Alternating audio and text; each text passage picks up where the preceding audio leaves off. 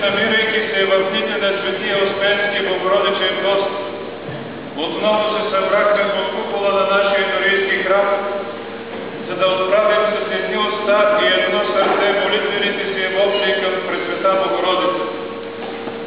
Вече озарени от ставорската светлина на вчерашния празник Преображение Господне, продължаваме напред по духовния път на нравственото си усъвършенстване и богоуподобяване, устремени към целта на живота ни, нашето спасение и единение с Бога.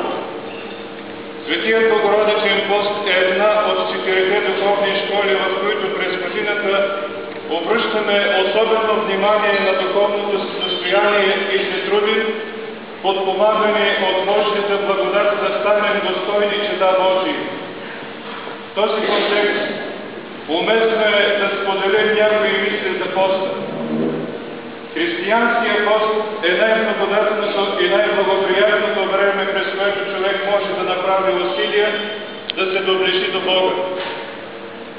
Поддаващ се на порядките в съвременния начин на живот и устремен в ежедневните си задължения, човек, ако не внимава неусетно, но осезаемо се отдалечава от Бога. Отдалечаването от Бога е пагубно за човешката душа. Това състояние се характеризира с усещането за пустота, hlад, ненамиране на смисъла на живота, изпадане в безизходица, безнадежност, униние, отчаяние, депресивни състояния.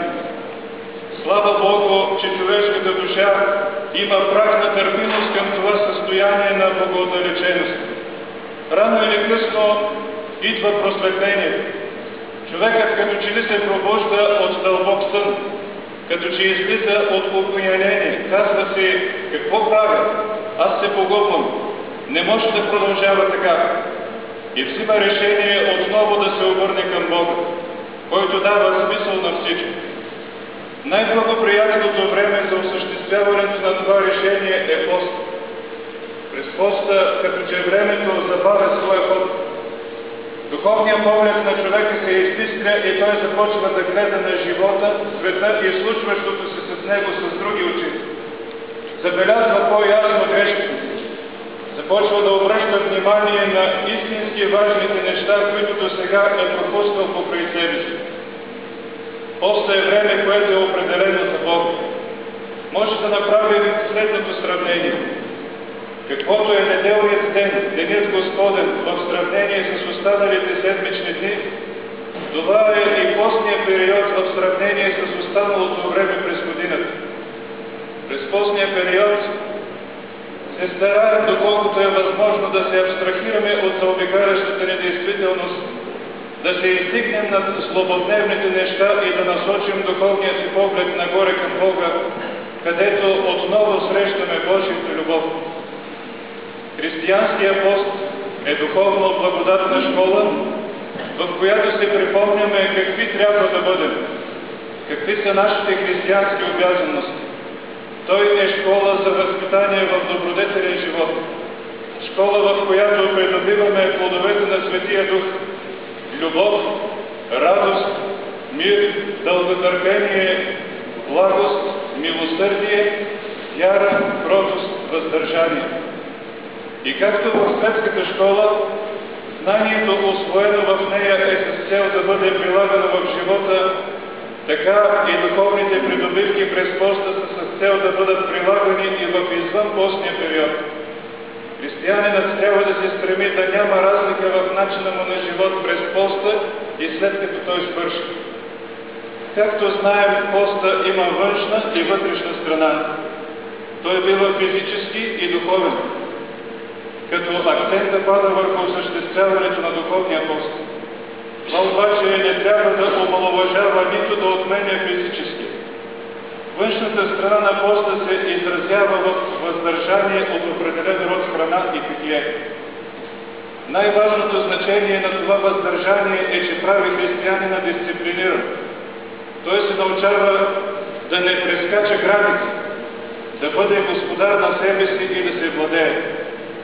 Въздържаме се от важна храна не защото тя е небогоугодна или гнусота в Божиите очи, а защото проявяваме послушание към църковните правила, постановяващи това въздържание. От пръв поглед, като че спазването на тези правила е нещо незначително и маловажно. С това много съвременни християни си позволяват с лека ръка да ги пренебрегват. Но който е верен в малкото и наглед незначителното, ще бъде верен и в голямото и важното.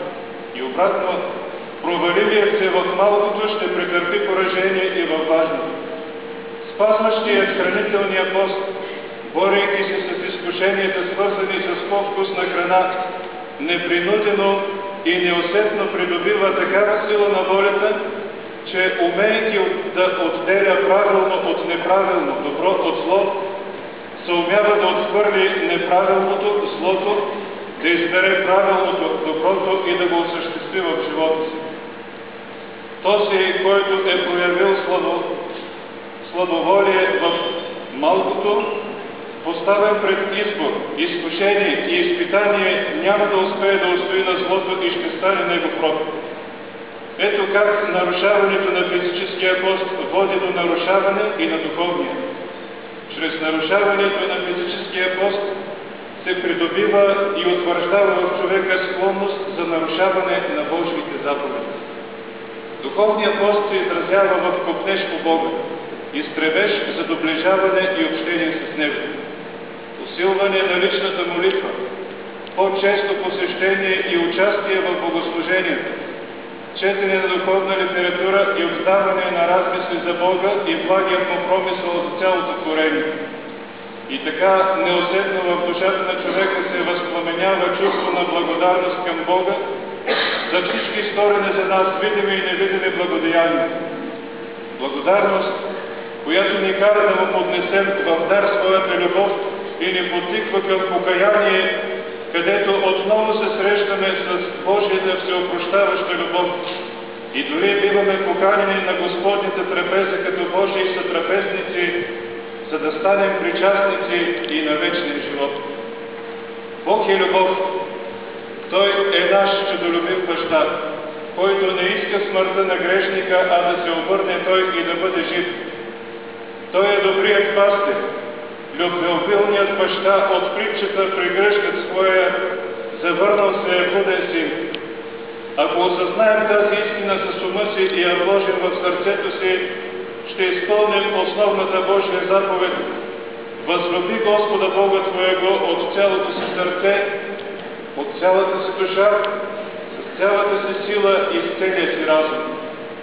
Тази неземна любов към Бога би довела и в изпълнението на следващата по важност и подобна на първата заповед: възлюби ближния си като себе си.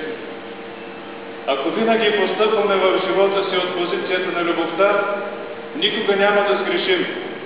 Затова и целият Христов закон се крепи и основава, съдържа се в тези две заповеди. Да се молим Бог да ни дарува съвършена любов. Братя и сестри, нека използваме благодатното време на Светия Богородичен пост да поработим над себе си, като не забравяме, че в тези наши усилия не сме сами. Наши помощници са Божията благодат, Пресвета Богородица, силата на честния и животворящ кръст, застъпничеството на светите безплътни сили и всички светии. Нека не гледаме на поста като на някакво бреме, а с радост да встъпваме в постния подвиг и с усърдие да черпим от живата вода, която ни предлага Той. Да молим Бога да не отнема благодатната таворска светлина от нас, да утвърждава чрез нея и нас, както светите апостоли, в вярата, надеждата и любовта, да закрилени от Божията благодат, да водим тих и безгрешен живот тук на земята и когато бъдем волята Божия, да преминем от временния във вечния живот като наследници на Неговото вечно царство. Да издигнем сърцата си нагоре с думите на Богородичния тропар: всички ангелски войска пред теча Господен, 12 апостоли и и всички светии заедно с